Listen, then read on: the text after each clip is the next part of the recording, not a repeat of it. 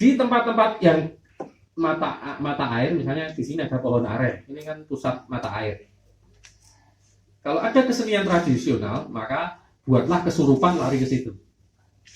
Ini olahan budaya, supaya bahwa di situ itu sumbernya apa? Mata air, terus orang nggak berani merusak di situ. Jadi kesurupan by order itu. Kesurupannya maksud gitu. Tapi ini gerakan budaya itu penting. Budaya bahwa menghormati daerah tangkapan air itu adalah seperti menghormati sesuatu yang vital.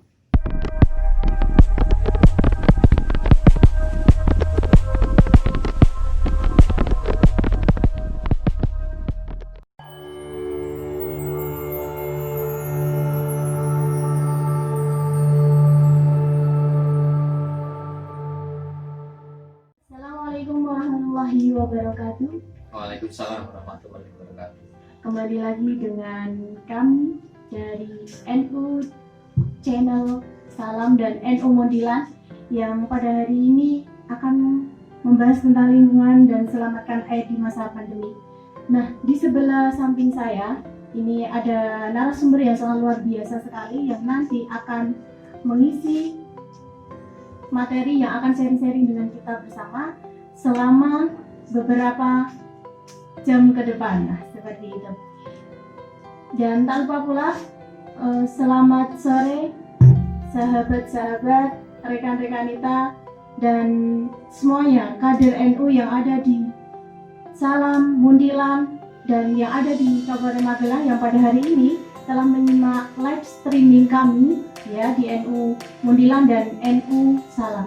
Nah, sebelumnya perkenalkan, nama saya Vina Ida Matu Fitri. Alamat saya ada di Salam, Pak juga ada di Salam dan aktif di IPPNU Kecamatan Salam.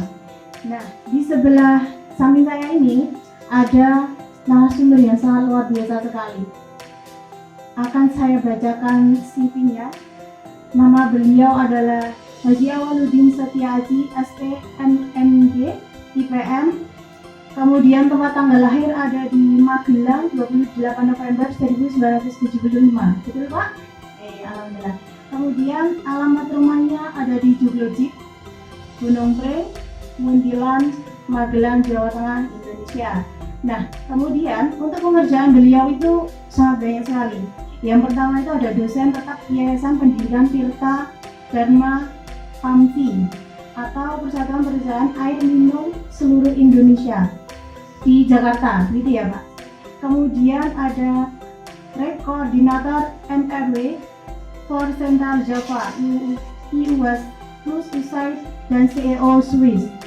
Kemudian Ketua Kelompok Kerja Migulani Community.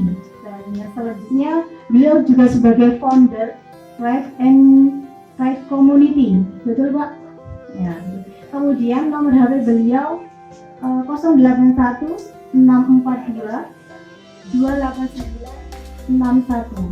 Kemudian email beliau ajiwater@yahoo.com.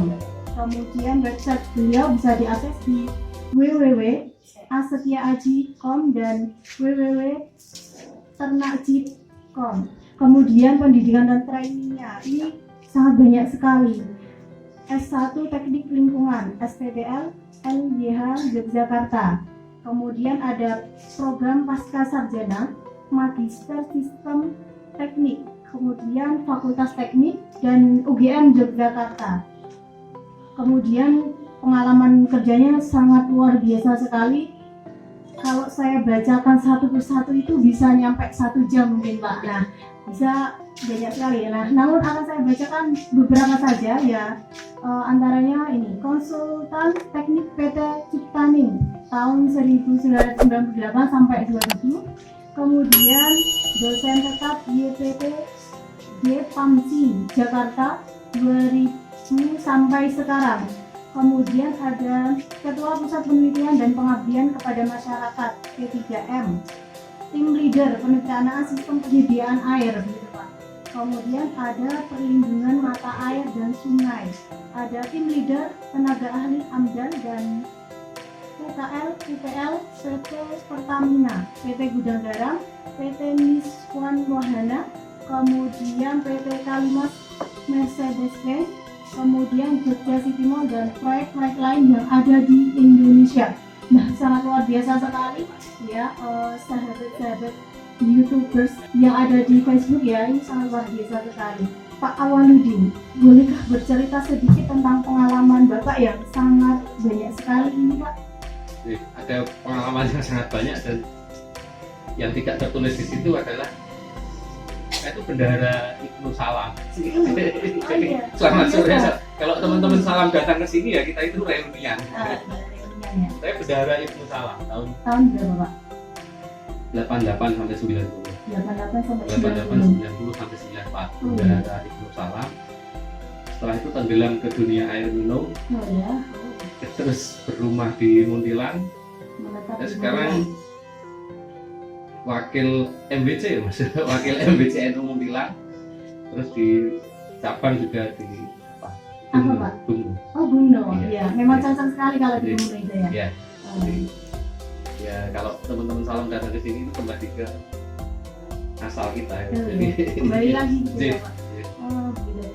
Nah, Bapak kan saat ini menjadi seorang apa ya? Pemilik Joglojip lah. Iya. Joglojip. Nah, di Joglojip ini sendiri tuh biasanya buat apa aja sih, Pak, kegiatannya seperti ini? Jadi di Joglojip itu banyak sekali kegiatan Pak. Kita nyebutnya itu kalau yang semua kegiatan yang cocok itu kan read and write. Iya. Read itu membaca. Ini jadi ngomong filsafat seru ini Iya. Mas Habib gitu. read membaca. Jadi kita itu membaca, ya membaca buku, membaca situasi, membaca kahanan. Gitu, mau kahanan, sinau, yo ngaji, terus di sini ada silat, Iya. Kartikanusa, itu Pak Joko Kartikanusa itu ketua pembina, ketua pelatihnya. Pak Joko. Pelatihnya. Ya, jadi silat ada, silat olahraga, terus silat prestasi, terus ada konsultan yang Migunani Community itu Oh, adalah iya. sebetulnya kelompok kerja teman-teman konsultan. Terus ada kelompok yang tidak terkurikulum adalah sekolah bisnis. Oh ya. Entrepreneurship gitu ya, Pak. Entrepreneurship tidak ada ijazahnya, tidak ada kurikulumnya, yang lulus ya yang sudah punya usaha. Nah, Ada bimbingan, terus sedikit pemberian modal, terus ya garansi. Jadi Garansi, ya, ya. gitu. kita kan sore ini membahas tentang lingkungan dan selamatkan air di masa pandemi. Nah, ini kan cocok banget dengan apa yang menjadi usaha Bapak Iya. pada hari ini. Meski di tengah pandemi COVID-19 ini, kan gerakan pada lingkungan seperti memahami, menjaga, kemudian memelihara lingkungan atau konservasi itu kan harus terus dilakukan. Ini demi kelestarian lingkungan juga penyelamatan sumber-sumber mata air seperti itu. Nah, menurut Bapak, bagaimana sih kesediaan air di tengah pandemi COVID-19? Karena kan COVID-19 ini kan kita harus mencuci tangan, kemudian kita harus hidup sehat seperti itu. Nah, kan kita membutuhkan air yang banyak. Nah, itu bagaimana, Pak? Kalau secara perencanaan atau secara perhitungan, kebutuhan air memang meningkat. Karena biasanya gerakan nasional, gerakan internasional cuci tangan pakai sabun itu sudah puluhan tahun. Bahkan banyak donor-donor asing, teman-teman asing yang mengajak cuci tangan sampai demo, pendekatan, sosialisasi dan lain-lain, tapi tidak berhasil. Dengan corona yang hanya setengah bulan langsung berhasil. Iya, Nah, di situ ada tuntutannya apa? Tambah air, tambah Banyak. kebutuhan air ya. Tapi di situ sebetulnya yang satu tambah air jelas perhitungannya secara kualitas. Yang kedua jamnya loh, Mbak. Jam kebutuhan air. Iya. Pola kebutuhan air itu berubah. Ini jadi agak jujur ya. Iya. SP sekiranya enggak bedanya. Gitu ya. Jadi polanya kan berubah, Mas. Iya. Kalau dulu orang pakai air itu hanya wudhu, terus mandi, masak. Setelah itu pola pemakaian air itu nggak ada, nggak dibutuhkan. Iya. Kalau sekarang pola pemakaian air itu datar dan lebih banyak. Karena jenengan misalnya kesini tadi misalnya cuci tangan, berarti ada kebutuhan air. Padahal mestinya biasanya nggak ada kebutuhan. Iya. Jadi kebutuhannya meningkat. Satu. Yang kedua polanya berubah. Kalau dulu air itu hanya dibutuhkan subuh, terus mandi, setelah itu baru zuhur, Maka sekarang jam 9, jam 10, jam 11 semua orang butuh. Ini yang ayo Mbak dites. Yang pertama jumlah, Ya, jumlah. jiwa dosen ini kadang metu ngetes gitu. Desain sama mahasiswa. Satu jumlah, yang kedua polanya Mbak, yang ketiga titiknya. Gitu, mengamati nggak bahwa titik ketersediaan air itu harus lebih banyak sekarang. Iya. Kalau dulu hanya di kamar mandi, sekarang di titik pintu masuk rumah, di titik masuk pasar, titik masuk mall, titik masuk pesantren, semua butuh air, butuh titik-titik baru. Dan titiknya harus disebar. Iya. Titiknya kalau dulu keran itu hanya satu, maka kalau di pesantren biasanya kerannya harus 10, 20 untuk menghindari kerumunan gitu.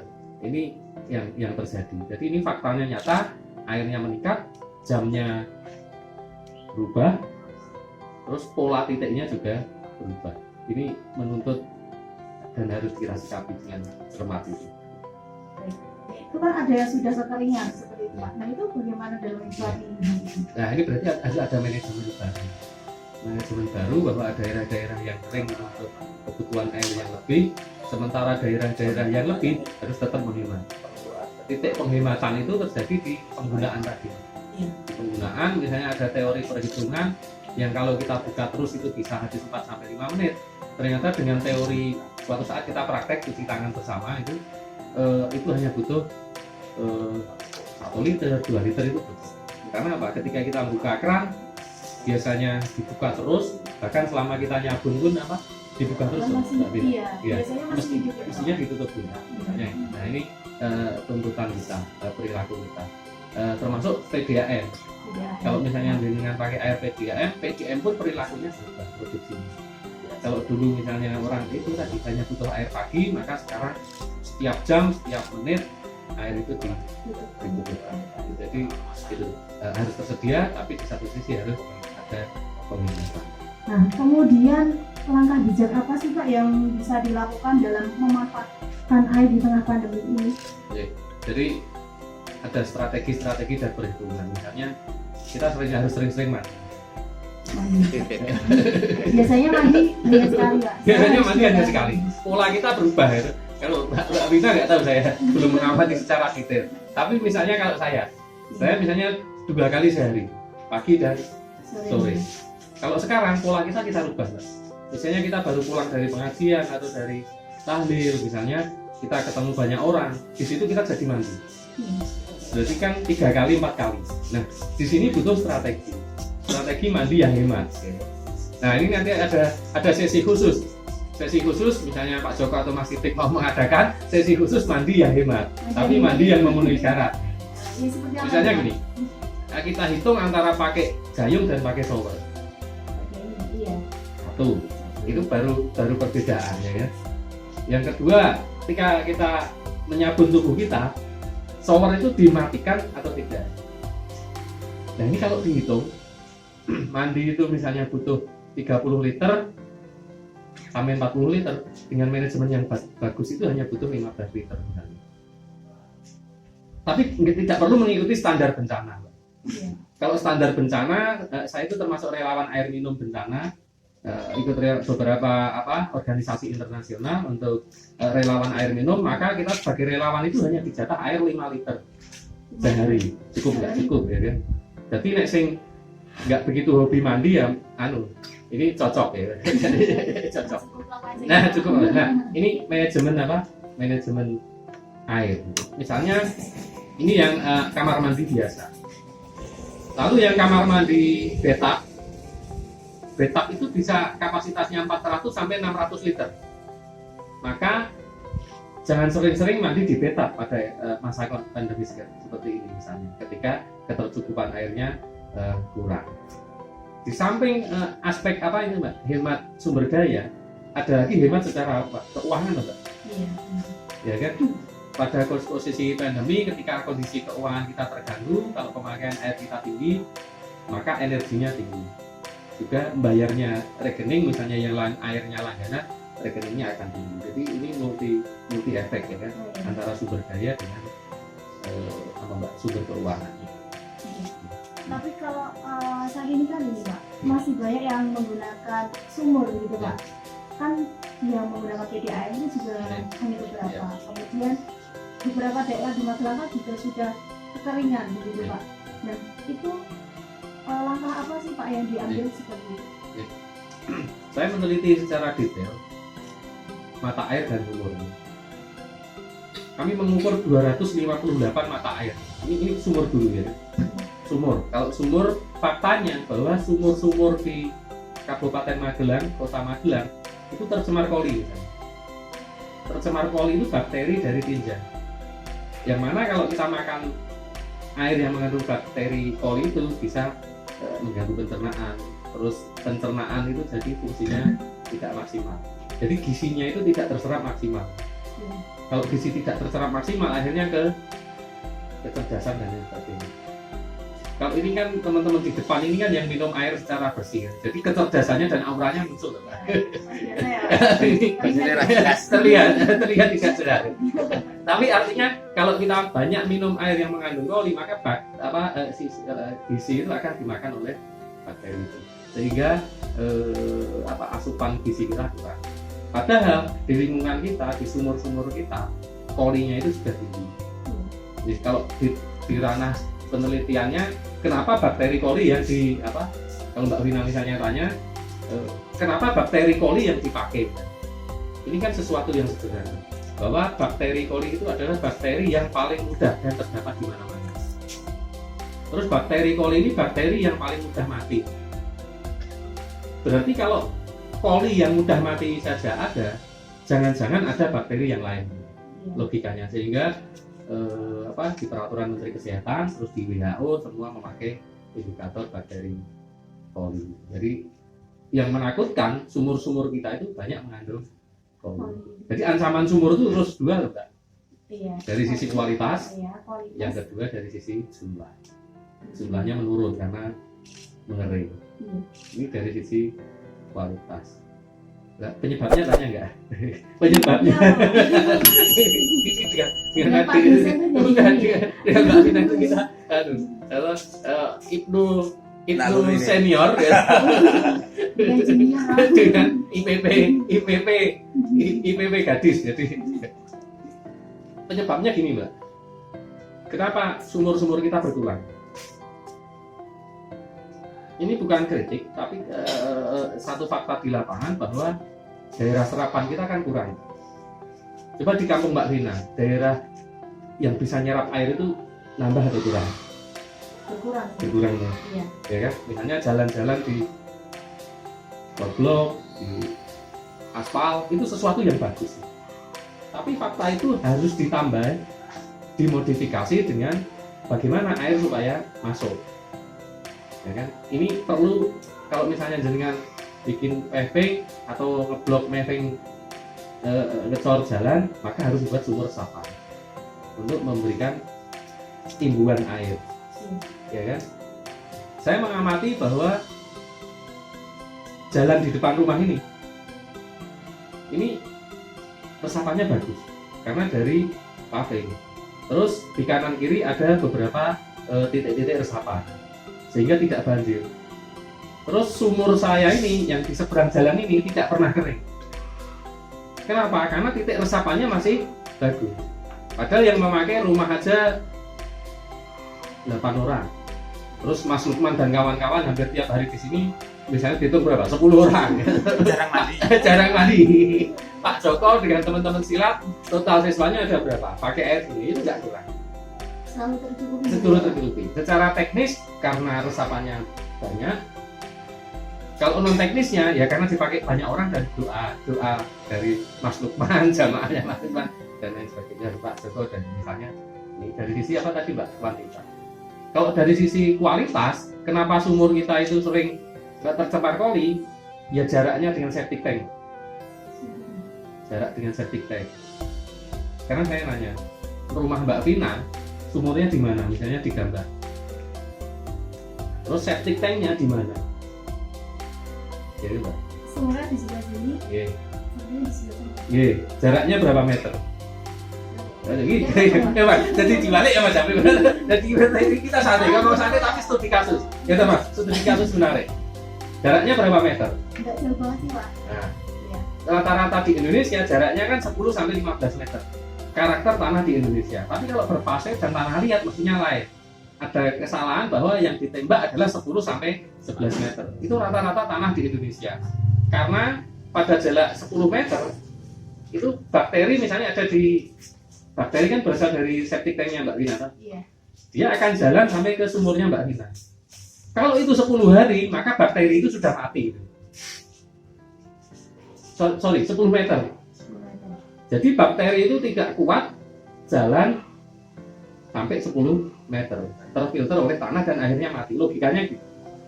Cuma para guru dan para senior terus mengajar pokoknya 10 meter. Terus Mbak Vina kan saya ajar 10 meter Vin gitu. Terus Mbak Vina kan anaknya 10 meter pokoknya gitu. Iya, pokoknya 10 meter. Berarti aman Pak kalau dia 10 meter. Secara teoritis aman. Aman. Tapi kalau pasir, Kalau masih- ya karakternya lain. Tapi orang rata-rata ngambil 10 meter, lebih 10 meter enggak.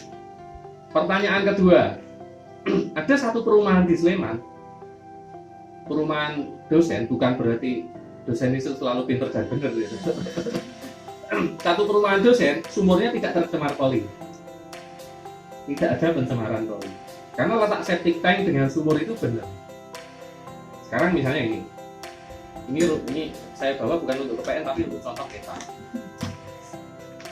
Ini rumah Mbak Vina. Di sini, septic tanknya di sini, sumurnya di sini loh Mbak Vina. Iya Pak.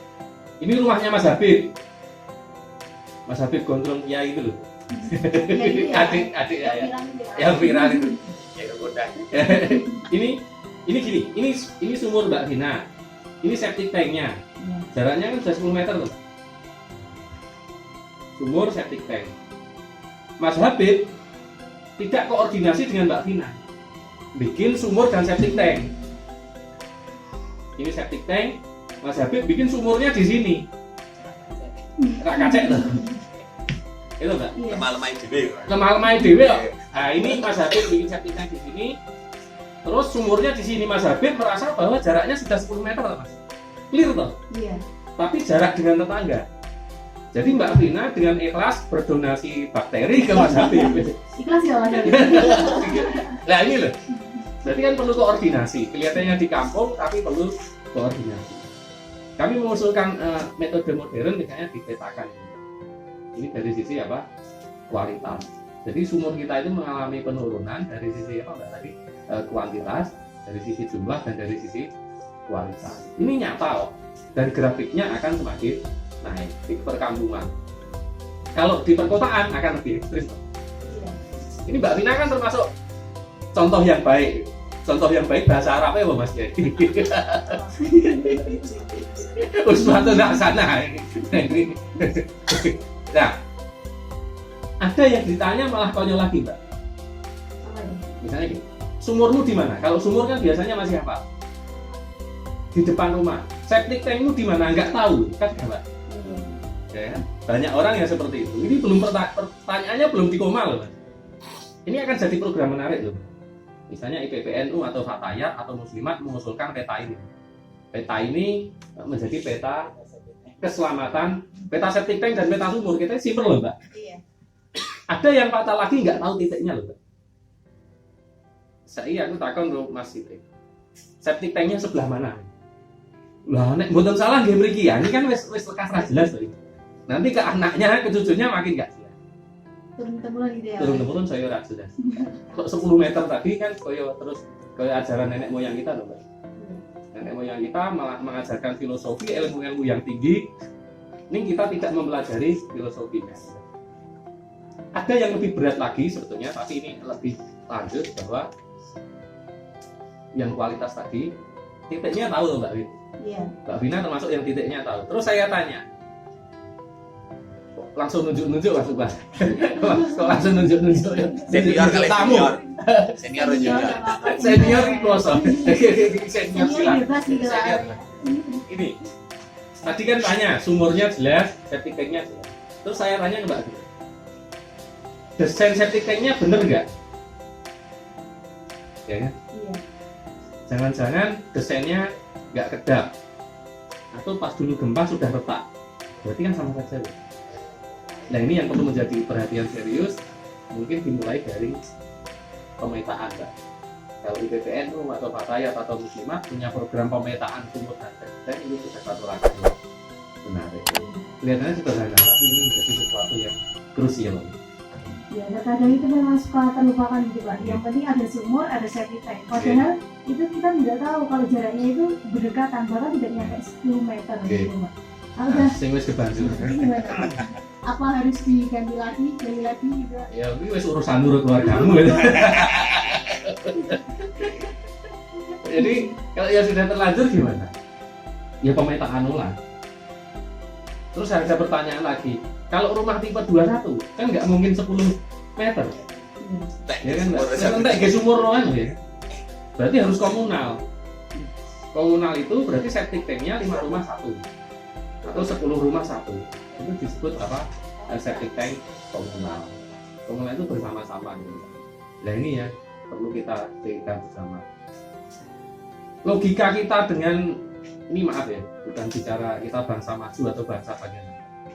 Logika kita dengan negara-negara maju kan kadang kebalik. Kalau di negara maju, septic tank itu segera tinja, itu segera dibuang. Mereka membuat IPAL, pengolahan limbah terpadu. Jadi tidak disimpan di septic tank, tapi dibuang, diolah, dikumpulkan di satu tempat, pengolahan tinja, terus dia jadi kompos, jadi biogas dan lain sebagainya. Logikanya kalau tinja segera dibuang. Kalau di tempat kita tinja disimpan untuk pekarangan, Ditumpuk ya. ditumpuk di septic tankmu itu, septic tank kita lah. Di septic tank. Sementara air hujan segera dibuang, gitu. Iya. Logika di kita itu kebalik logika dasarnya. Makanya ke anak cucu kita nanti dibalik gitu logika itu. Jadi air hujan malah dibuang, dipepet, dicor, diperkeras dan lain sebagainya. Padahal air hujan itu yang mestinya diresapkan, terus tinja yang mestinya dibuang. Lah ini mari kita rubah logika itu ya. Dimulai dari IPPN itu ya. Iya, dimulai dari yang muda-muda. Dari yang muda. Sambil diminum Mbak, ini sobat ini tamu nih sobat dan sobat ini bareng-bareng. Nah, kemudian bagaimana sih Pak cara menggiatkan edukasi lingkungan ya guna menjaga mata ketersediaan mata air gitu? Jadi kita itu dimanja oleh keadaan. Misalnya Magelang, mata airnya banyak, bersih. Saya ngukur, yang saya rencanakan, saya ngukur 258 mata air di Magelang yang besar-besar.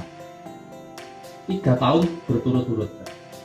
Pada musim kemarau, penghujan, 3 tahun berturut-turut. Ada beberapa mata air besar yang surut. Nah itu kenapa? Kan kalau nggak kita pikir, maka di tahun 2040-2050 itu bisa kekeringan. Itu kan? Karena datanya dia turun. Tapi kan karena kita dimanja oleh keadaan, mata airnya masih banyak, ada 258 itu yang kita ukur. Yang lain mungkin sampai ratusan bahkan mungkin ribuan. Yang pertama ya kesadarannya bahwa kalau daerah lain itu harus ngolah dari sungai. Kalau ke Surabaya, ke Jakarta, maka sumbernya dari sumber air permukaan atau air sungai yang sangat keruh, berlumpur, harus ngolah. Biaya pengolahannya bisa 2.500, bisa 3.000 per meter kubik. Ngolah air keruh sungai tadi jadi air minum. Kalau kita kan gratis, naik ke atas mata air meluap-luap. Nah, ini satu menimbulkan kesadaran bersama. Yang kedua tentu saja ada aspek teknis untuk membuat mata air kita itu tidak mati. Ada cara bangunan misalnya dibuat sumur resapan lagi. Tapi sumur resapannya jangan salah ya. Kalau mata airnya di tebing-tebing, bikin sumur resapan di tebing malah longsor gitu. Gitu, malah jugruk gitu. Jugruk itu bahasa kuncen atau bahasa gunung pring. Jadi fisik itu buat bangunan-bangunan supaya air sumbernya mata air itu meresap. Yang kedua ada vegetasi loh Mbak. Kalau vegetasi ya nanam pohon, tanaman. Makanya saya tergabung ke Forum Merapi Merbabu Hijau. Teman-teman yang aktif melakukan penghijauan di lereng Merapi, lereng Merbabu. Nah, nanti kita akan diskusi juga terkait khusus tentang penghijauan. Ini kalau ditanami maka resapannya akan bertambah. Jadi ini yang kita lakukan. Cuma nanamnya juga jangan di tempat yang salah. Daerah tangkapan airnya itu belum tentu di mata airnya, tapi bisa di atas. Itu Mbak. Apa tadi? Kesadaran, teknis, terus ekonomis. Dampak ekonominya diceritakan, tapi itu jangan pertama ya. Dampak ekonomi dari mata air yang terjaga. Terus yuridis, Mbak. Yuridis ini aspek hukum. Yang merusak daerah tangkapan mata air ya jangan dibiarkan. Ya. Bahasanya apa? Reward and apa? Punishment. Penghargaan dan sanksi. Ya kan? Diberikan penghargaan orang-orang yang memelihara mata air diberi penghargaan, yang rusak diberi punishment. Yang merusak. Yang terakhir ini yang menarik, menjaga mata air dari aspek budaya. Jadi budaya Jawa, misalnya daerah Merit, sangar, biasanya kan merit aren, kulit dan lain sebagainya. Itu dalam rangka menjaga. Nenek moyang kita hanya ngomong keramat, jangan dirusak ya. Padahal itu proteksi sumber air. Ya, kalau saya malah sengaja. Iya. Tapi ini karena terbuka ya terbuka nggak apa-apa. Sebetulnya jangan tak cerita kayak ini rahasia kita ya. Di tempat-tempat yang mata air, misalnya di sini ada pohon aren, ini kan pusat mata air. Kalau ada kesenian tradisional, maka buatlah kesurupan lari ke situ. Ini olahan budaya loh. Supaya bahwa di situ itu sumbernya apa? Mata air, terus orang nggak berani merusak di situ. Jadi kesurupan by order itu. Kesurupannya mau usul. Tapi ini gerakan budaya itu penting. Budaya bahwa menghormati daerah tangkapan air itu adalah seperti menghormati sesuatu yang vital, sesuatu yang penting dalam hidup kita. Kamu kepleset sesuatu yang penting ini nyebut sesuatu yang vital. Teman-teman di depan terus lihat barang itu Mbak. Jadi itu. Jadi apa? Ada kesadaran, terus ada teknis, ada ekonomis, ada yuridis, ada aspek budayanya. Kalau semua itu sudah jadi, nanti jadi attitude. Attitude itu ya perilaku. Bahwa polahmu, perilakumu itu nanem kan. Tapi terus saya kan nanya ke Mbak Bintang, pernah nggak ikut dalam gerakan penanaman di daerah tangkapan mata air? Oh iya. Pernah Pak. Nah, Sekali. berarti sudah sah itu kita konti malaikat sih sudah sah berkontribusi ya, perlindungan mata air. Itu Mbak, jadi kelihatannya guyon tapi ini butuh terus yang keterpaduan antara pemerintah, swasta ya Mbak, terus organisasi masyarakat ya termasuk PPNU, terus perusahaan, LSM ya semua. Kalau hanya pemerintah sendiri Nggak bisa ya Pak. bisa, kalau masyarakat sendiri nggak bisa, perguruan tinggi dan semua harus terlibat. Gitu, Jadi Mbak. saling berkaitan Saling seperti itu Pak. berkaitan, sinkronisasi, Bersinergi. kerjasama, bersinergi. Kayak ini kan sinergi gitu. Jadi di luar mata air antara NU Salam dengan NU Mundilan ini kan sinergi. Sinerginya merasuk ke dalam diri saya. Keturunan Salam berumah di Mundilan. Mundilan. Pak, tadi sudah ini ya Pak, kalau penghijauan itu kan masuk ke konservasi ya. Konservasi ya. Fungsi dari penanaman, kemudian nanti juga semakin banyak menanam di tempat-tempat yang airnya banyak itu juga semakin baik begitu Pak. Jadi kalau kita nebang nebang pohon yang diambil kan kayu, Iya. itu nilai ekonomi atau manfaatnya bagi alam kayu itu hanya 10%-nya. Yang 90% kan nyerapnya air, gitu Mbak. Terus yo tombak itu kayak yo tonak itu kayak sudah kalimat dosen, mohon maaf. Ada cuma S3 itu padahal saya. Jadi gini, ketika logika itu dimasukkan, maka ya wes jalan menjadi attitude, kebiasaan. Dibiasakan bahwa itu kebutuhan. Kalau dicari di Quran, di hadisnya ya mesti ketemu. Memelihara alam dan merusak. Menjaga sebenarnya. Menjaga. Oh, nasi dijaga loh Pak. Iya. Ya. Apalagi hatimu. Hati istri kita. Saya sudah punya istri Pak. Kalau seperti Pak Awaludi, Nah, itu tulisan di kaos itu setia pada proses ya. Jangan diragukan kesetiaannya. Itu mas. Selain itu kan kita hanya mengambil sumber daya alamnya saja. Tapi kan bagaimana sih kita berdampingan dengan alam? Kemudian salah satunya kan pelestarian. Nah, tentu dalam hal ini kita kan harus menjaga bagaimana baiknya menjaga dari biota sungai maupun yang lainnya yang ada di sekitar sungai seperti itu Pak. Yuk kita sadari fungsinya ya. Saya itu dekat dengan teman-teman komunitas sungai, komunitas hutan, karena itu nyawa kita itu di situ kok sebenarnya. Sungai kan, saya paling galak kalau ada orang nyetrum di sungai belakang rumah ini, termasuk orang yang buang sampah dan lain sebagainya. Bahkan doa guyon saya, dasar kok buang sampah di sungai, otak buntet rezeki seret. Dalam hati kita, otak buntet rezeki seret. Nah, jadi itu memberikan pemahaman ke teman-teman semua bahwa sungai, hutan, dan alam kita itu ya nyawa kita itu di situ. Artinya nyawa siklus kehidupan kita itu di situ. Yang jadi pertanyaan itu sekarang kita itu sudah ini harfiahnya sudah nanam pohon berapa kan itu? Sudah nanam pohon berapa? Terus setelah nanam kan nanam tuh Mbak misalnya yang kamu tanam itu hidup tidak? Iya. Berarti kan di situ nanam terus merawat. Setelah merawat nular tidak? Ini kan siklus loh. Yang pertama jenengan sudah sadar. Yang kedua sudah nanam belum? Sesudah nanam dirawat, ya kan? Setelah dirawat dan tumbuh, yang ini level tertinggi nular tidak? Nular itu maknanya jenengan ngajak tidak? Kalau sudah ngajak teman dan siklus ini berhasil, maka ini menjadi sistemik, menjadi sistem dalam kehidupan kita, gitu Mbak. Misalnya di IPPNU ini kaitannya, setiap kepengurusan harus ada program nanam dan merawat pohon. Yang sering ada program kan hanya nanamnya, Iya. gerakan nyiramnya ya, nggak ada ya.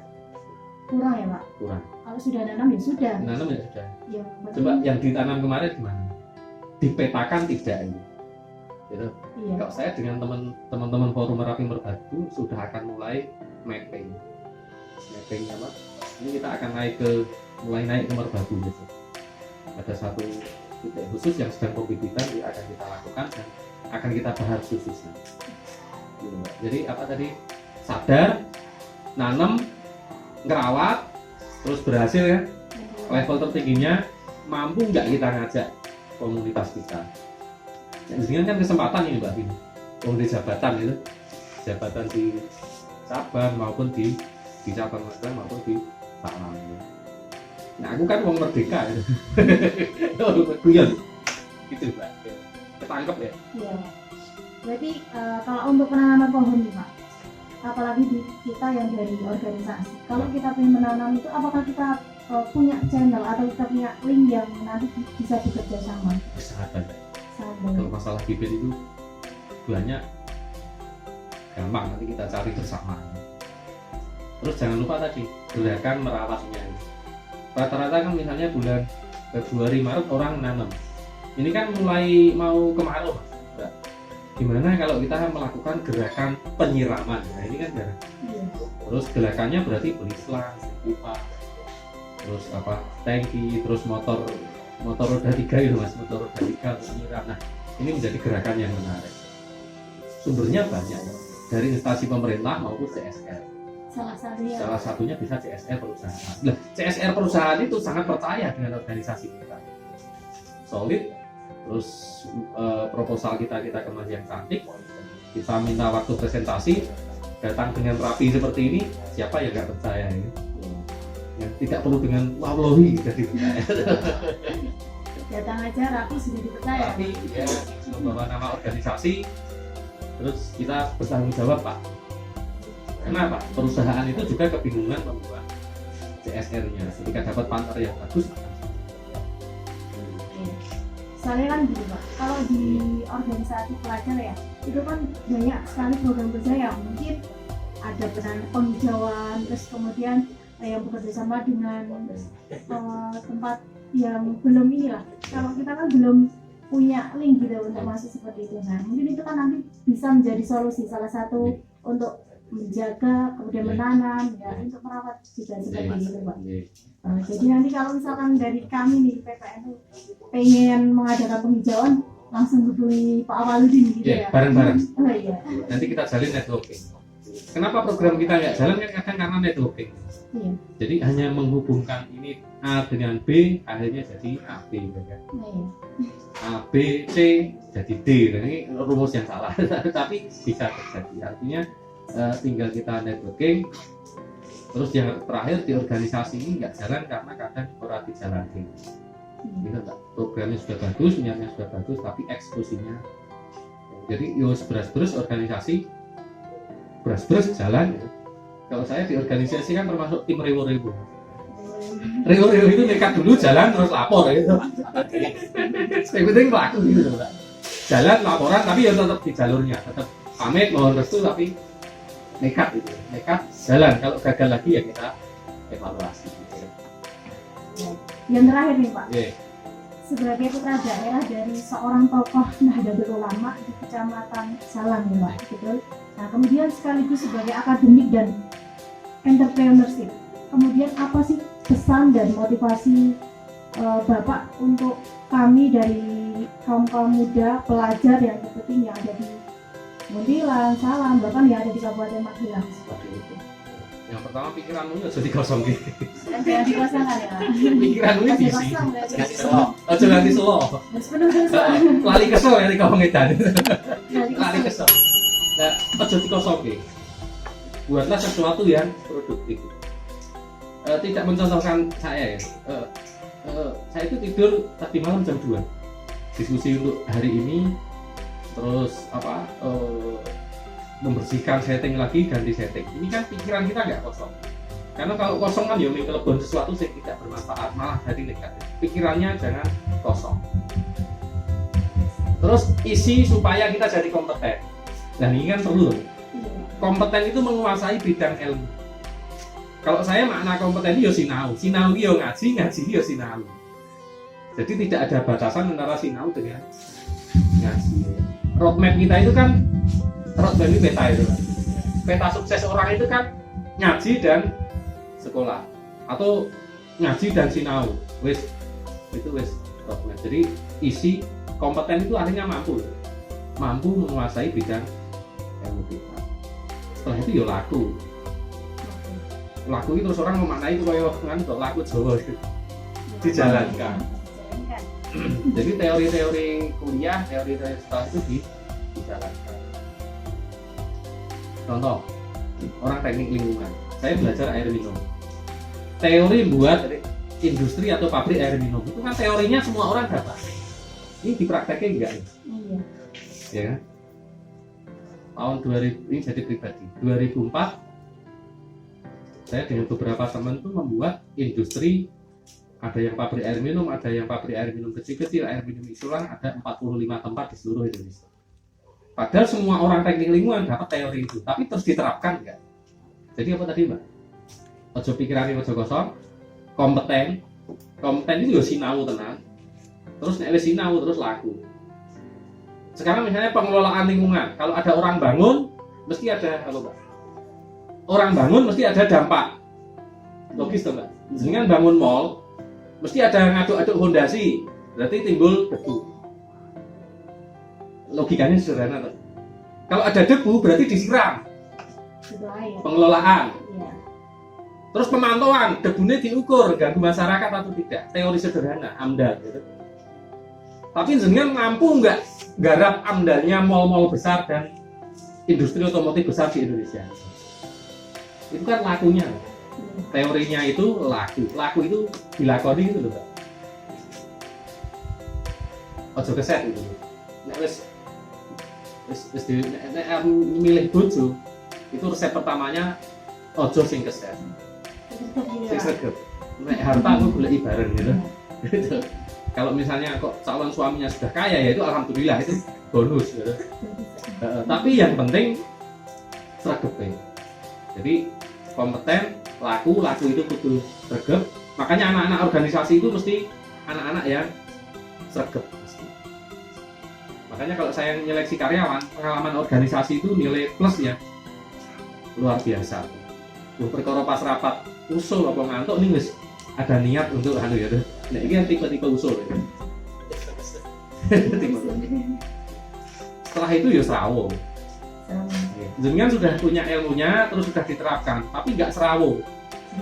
Sama aja, nggak akan meluap. Nek bahasanya teman-teman sini terus dhuwurke antenamu gitu. Sinyalmu antena ini didhuwurke. Sehingga network kita itu bisa ke kabupaten, bisa nasional, bisa sampai internasional. Gitu, network. Sing terakhir kan terus yang itu. Tapi ini sebetulnya boleh disampaikan untuk orang-orang 45 tahun atau 50 tahun ke atas. Dunia ini kan entek loh. Dunia habis itu dunia ya seperti ini. Cari uang itu ya seperti ini. Terus akhirnya minimal itu yang sering saya sampaikan, tidak ganggu orang lain, tidak ngerepoti wong tua. Gampang ini orang di urusan loh. Ojo urusan polisi gitu, masih nanti jadi tersangka. Urusan polisi dalam artian negatif. Yang kedua terus menghidupi diri sendiri. Jadi Mbak Wina ini ngerepoti wong sepuhe. Ini wis target ya. Setelah menghidupi diri sendiri, kalau bisa berkontribusi untuk orang lain. Ngopeni wong liya, ngajak orang lain.